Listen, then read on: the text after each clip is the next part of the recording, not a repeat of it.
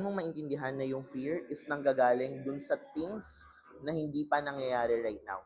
Meron kang dalawang option. Yung first option mo is fear, yung second option mo is faith. Ano yung ibig sabihin ng fear and faith? Actually, yung fear and faith, it's a result ng kung ano yung iniisip mo.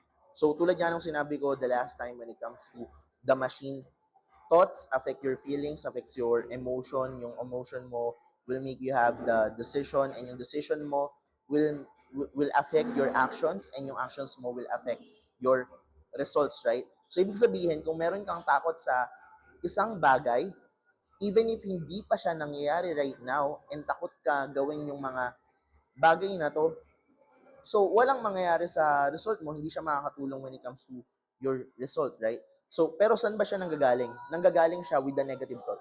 Kung if you think negatively, of course you will have like you will feel bad, but at the same time, yung mga decisions na iti-take mo, it's not the right decision that will lead you to fear.